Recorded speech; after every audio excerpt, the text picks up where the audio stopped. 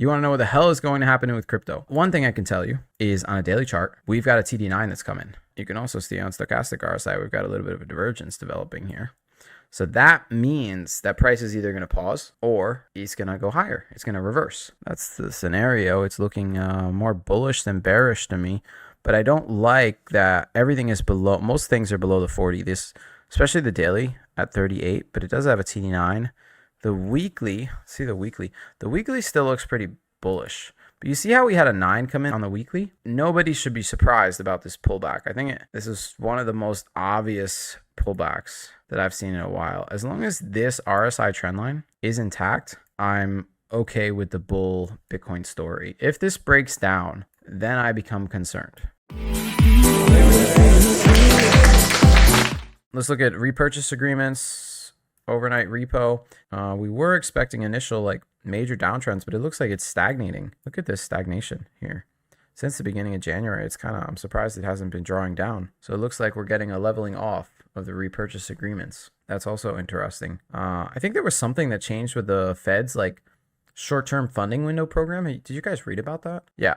So here we go on routers right here. Fed to allow emergency bank lending program to expire on March 11th. We kind of knew that was going to happen. But the other thing they did, they raised the interest rate for the remainder of its life, effectively ending what had become a popular and profitable arbitrage opportunity for U.S. lenders. So analysts say this is going to deter fresh borrowing. I wonder how that's going to affect the market regarding liquidity. So this is something that came out recently that I think everyone should be aware of, and that leads me back to a special chart I have here, which only updates once a week, unfortunately. But in the green, we have what is basically a good metric of liquidity, and then I have Bitcoin and I have the S&P. So first of all, look at how Bitcoin and the S&P have totally diverged. Bitcoin is in yellow and the S&P is in orange, and then we have the liquidity index, essentially the liquidity index, right here. And you can see it only updates once a week, right? So January 15th, January 22nd, and it's basically stagnated here, where Bitcoin has started to pull back. However, you see this big spike, and the market took off with the spike, and also this spike. It's not really that useful in my opinion, because it's not really predictive of the future market movements. It seems to just run in line, and I think it only gets updated like a week after it happens. So the money is injected, the market runs up, and then it gets updated one day later. It's not really that predictive. I mean, you can look back here in 2021 when it fell.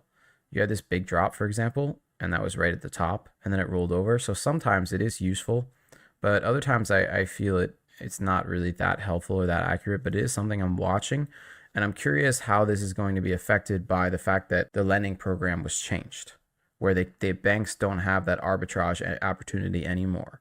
So this is something I'm watching for. You can take a screenshot of these symbols. If you want to recreate this, by the way, somebody on the site posted this. Thank you so much, whoever posted this. I forget who did it, but thank you for doing it. I like to look at the traditional markets first, look at liquidity, because I think that you have, traditional markets here, and then you've got Bitcoin, and then you've got altcoins. So traditional market first, then Bitcoin, then altcoins. That's how it's like a trickle down effect. So that's why I try to focus. We go downhill. You want to know what the hell is going to happen with crypto?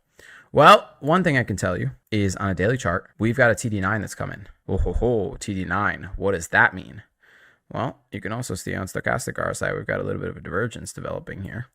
So that means that price is either going to pause or it's going to go higher. It's going to reverse. So let's drill down to these lower time frames and see if we can see anything. Yeah, so look at this. So in this 4 hour, basically you had this happen, right, like that. And price bounced, fake out, rolled to new lows, bounced, and now it's getting ready to create the next bounce to head higher. That's the scenario. It's looking more bullish than bearish to me, but I don't like that everything is below. Most things are below the 40. This, especially the daily at 38, but it does have a TD9.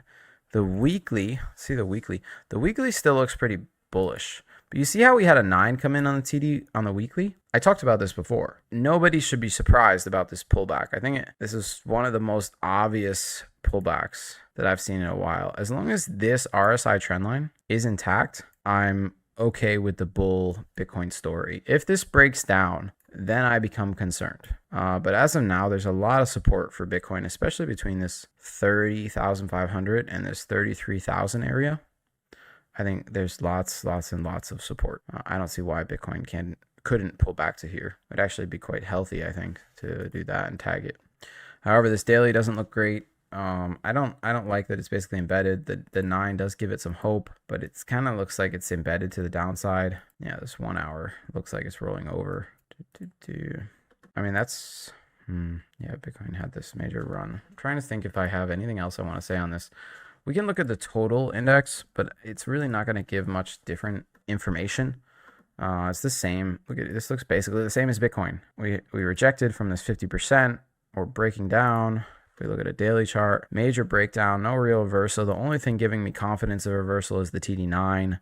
But really, until I see, I like kind of looking at a 12-hour. Just similar to daily, but gives me a little bit more data points. Until I see a clear W and RSI, I can't get too bullish on something. I mean, if this, the one thing is that this is supposed to be a 200-day moving average, and we're at the 12-hour. So if the 12 hours already there, that's pretty good. And then the daily is right here. I see it as it usually works as a decent support level. Things could pull back all the way to here. It looks quite bearish, to be honest.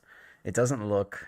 The only thing that gives me confidence in the bull case is the TD9 because it works so well.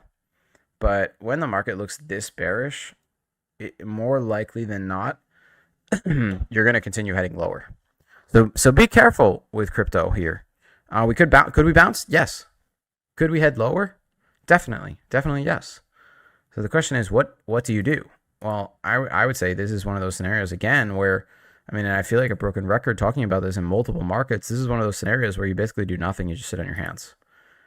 If you don't have a clear view of the situation directionally, then it's better to sit on your hands than lose money. Like, take less trades. Just take less trades.